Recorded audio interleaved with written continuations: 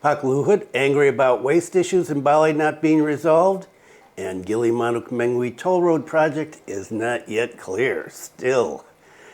Stay tuned for details.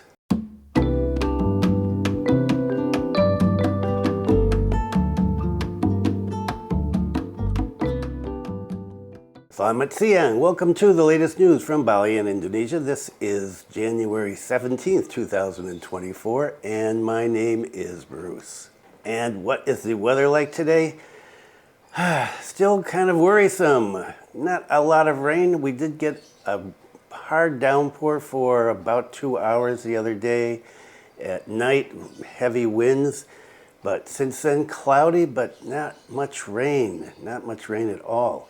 And right now, the temperature is 31.1 degrees Celsius and humidity 69%. And 2 days ago, it was 35, and then the next day, 34. Well, it's cooled off a little since we got rain a couple of days ago, but still hot and humid. And well, when are we going to get real rain? When is the real rainy season actually going to come? Everyday rain. Don't know. So let's get into the first story, and this is about the Gilimanuk-Mengwi Toll Road. The government has not yet determined the exact amount of land acquisition for residents in the Mengwi-Gilimanuk Toll Road area. Up until now, the exact amount for land acquisition belonging to residents of Jembrana, Tabanan, and Badung for the construction of the toll road has not yet been determined. And you remember I talked about this months ago.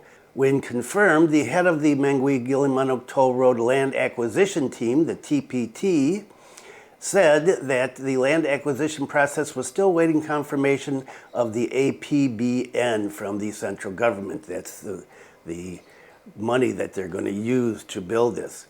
In this case, the Ministry of Economy and the Ministry of Finance are to fund the land acquisition. The position is now waiting for the approval of the APBN funds from the Ministry of Economy and the Ministry of Finance. The total nominal amount for land acquisition belonging to residents has not yet been determined because it's not been calculated by appraisal. There's no calculation of the estimated compensation money yet. It's still being studied. More and more studies. Meanwhile, regarding the news that the land financing data that will be submitted to the Ministry of Finance will be around 7 to 8 trillion rupiah. Pak Johanna said that this is only for land acquisition and not including construction. Meanwhile, the acting governor of Bali said that the Bali provincial government, Pemprov, will always oversee the acceleration of the construction of the Mengwi-Gilimanuk Toll Road, or the Gilimanuk-Mengwi Toll Road, however you want to put it. He said the community will have to wait for this land acquisition process. The governor of Bali, during the 2018 to 2023 period, Pak Koster, initiated the construction of the toll road, and he said previously that the ministries had held meetings with village heads affected by the construction of the toll road. This was back in October. Former Governor Koster said that at the meeting it was explained that the land acquisition in 2024 would use the APBN to pay for it. Later, when there's confirmation from the PUPR ministry, he said, we will go to Bali and provide an explanation to the village heads. However, previously, the Community Association of Communities Affected by the Gilimanuk-Mengwi Toll Road held another peaceful demonstration. The Gilimanuk-Mengwi Toll Road construction plan is still not yet clear. So, again, the Affected Community Association, led by the Affected Community Perbekal Forum, held an action on the Jalan Antasari Pupuan Road right next to Gulingan Banjar Antasari Village. This was on Sunday, a couple days ago. From observations, dozens of residents who are members of the affected communities erected billboards whose content was to question the continuation of the profit compensation process for the construction of the toll road. The demonstration took place around 10:30 in the morning. It was peaceful. Residents gave speeches led directly by the chair of the Perbekal Forum, and they requested that there be some explanations for what is going on. And another story on the toll road, the Gilimanuk-Mengwi Toll Road project is not yet clear. Bali government gives up. The continuation of the Gilimanuk-Mengwi Toll Road project is currently unclear. The Bali provincial government has now surrendered and submitted completely to the central government. It's more appropriate to ask the Ministry of PUPR about the project because it's a national project. And so, according to the Bali provincial government regional secretary, he said, we can't determine when it's going to start. The secretary, Pak Indra, said that the Bali PUPR service is still coordinating with the central government regarding the continuation of the toll road project, including conveying the aspirations of the people affected by the project. He said the community representatives and traditional leaders have already met with the PUPR ministry. However, he reiterated that this is a national project and so the provincial government can not do much about it. Previously, residents who owned land affected by plans to build the toll road in Jembrana questioned the continuation of the project, which is now somewhere up in the air, I guess. Many affected residents really hope for certainty about the toll road project because they're afraid that if they're already working on their garden and they spend a lot of their capital, suddenly the toll road project will come and they will take the land and they're going to be out of capital. And so they need some certainty about this project. And this was the situation months ago, and so it continues on. And well, you've got the Gilimanuk-Mengwi Toll Road, and of course the LRT is supposed to start being built, according to an article I saw, sometime soon this year.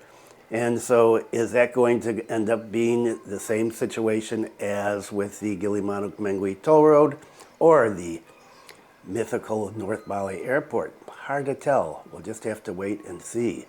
And of course, what are the two major things that bother tourists here? Well, there's a lot, but traffic and waste.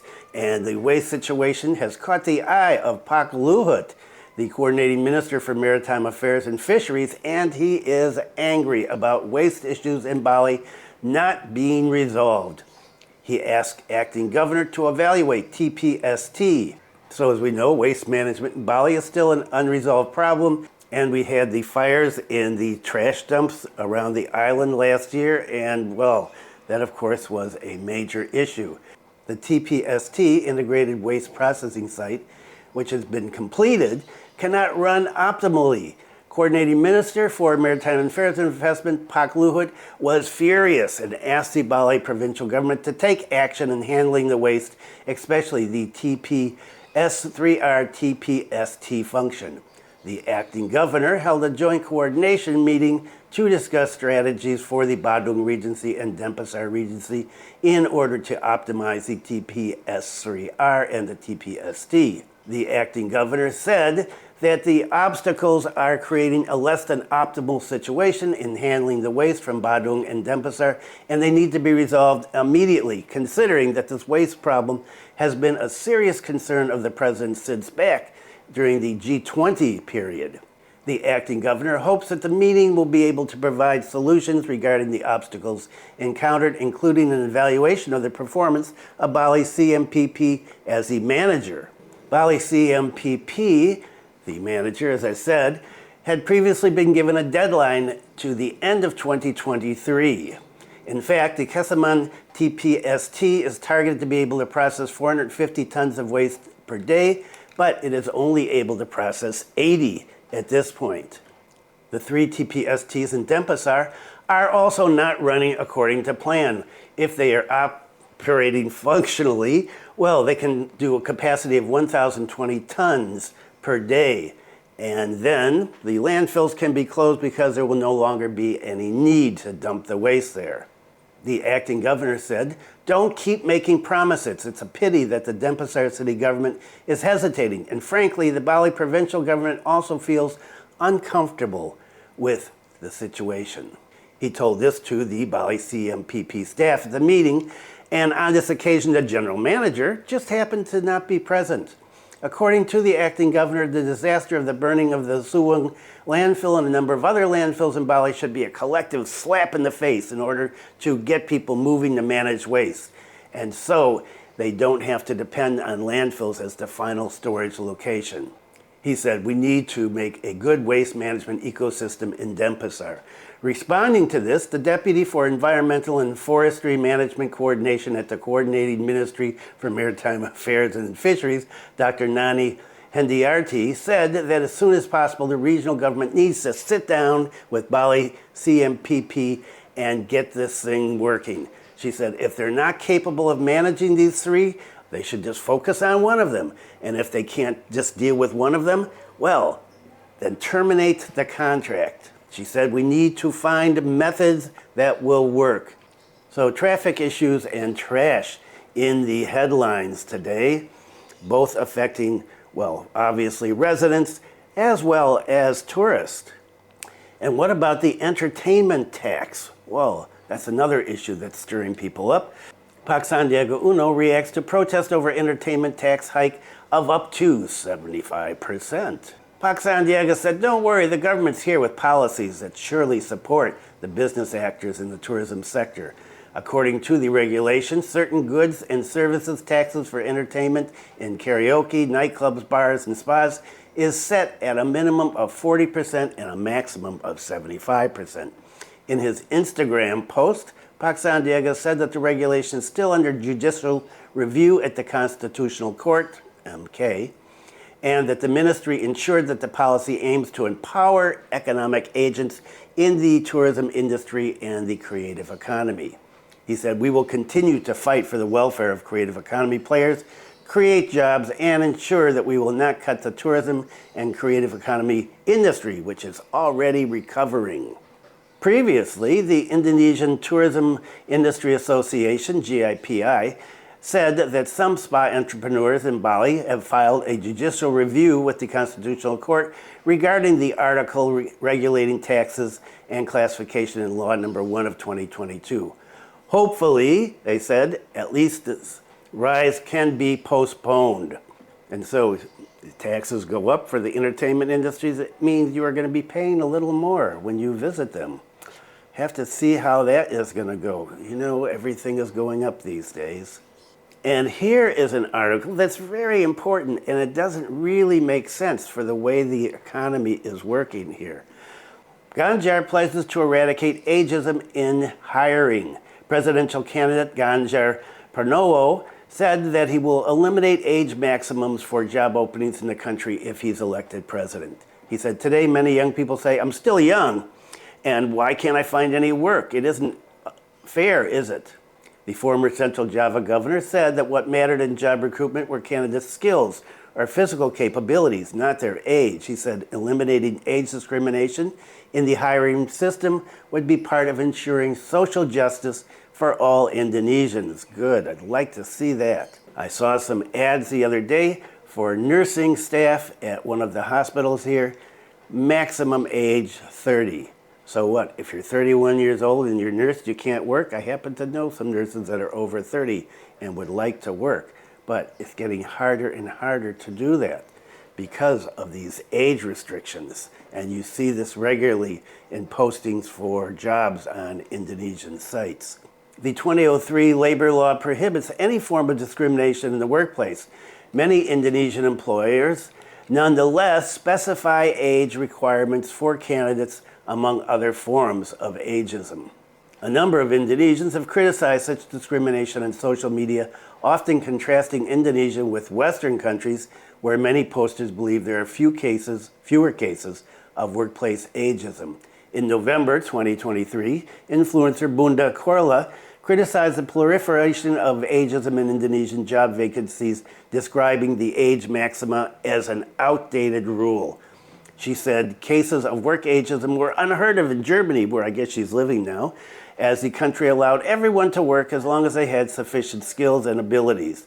She said, can you work in Germany even when you're 30 years old? You can, until any age, until your back hunches over. There are no age limits.